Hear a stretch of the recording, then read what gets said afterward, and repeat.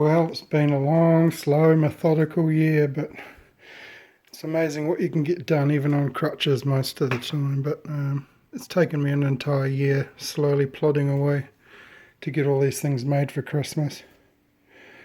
So we have got coffee liqueur, dark coffee liqueur. Then we've got Bailey's Irish Cream, sticky toe plum wine, and the plum wine I distilled some of it into brandy, well all of it into brandy, except for these 3 bottles so I wanted to show the original plus the brandy. And then here I've got 2-year-old red wine, and that has become grape brandy. So we've got plum brandy, plum wine, plum brandy, grape wine, grape brandy. And then we've got Worcester sauce, so I've got 10 litres of that.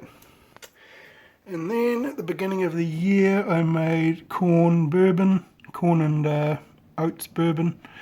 And then I put Manuka smoke into the chips before I put them into the bottle. So I've got Manuka toasted oak chips, which came out really, really beautiful and vanilla-y flavour. And the smoke just tastes divine. So I've got one of those and one for my dad. And then I made this whiskey smoker here, if I can get the lid open. So I've got the smoker here, got a blowtorch, got a straw, and Manuka chips. So basically you put this on top of your glass, you put your Manuka chips in there, close it down, well, torch it first, close this down, and bingo. The Manuka smoke really is amazing. It smells like rations, Eater rations, if you know what Eater rations taste like. Beautiful, beautiful smoke. So now it's just time to get it all into boxes and package it up for Christmas.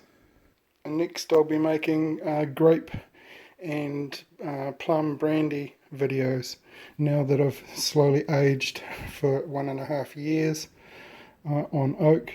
Now it's finally time to make the video and put it together. So it's been a long slog. When you think about it, everything I've got here has been for free.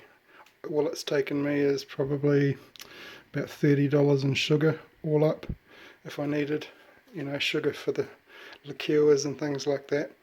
I never used any extra sugar on the wines because I knew that they were going to be turned into brandy, and if you use sugar you get less flavour.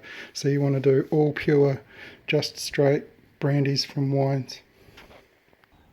It's a windy day, but this is my grapevine and this is where the brandy comes from. So I got 4 litres of brandy off this vine, and that's after it's been cut. So I got 2 litres of brandy basically. So for 2 litres worth of brandy, this just isn't worth doing. So I'm going to be doing wine this year, because you can give more wine away than you can give brandy away. So this is basically the brandies I was working with, and I call this sticky toe plum wine because it took me 2 hours on crutches to pick every single plum up with my toes, and then I had to bring them home, clean them, sterilise them, and then boil them, and then turn that into wine, which turns that into brandy.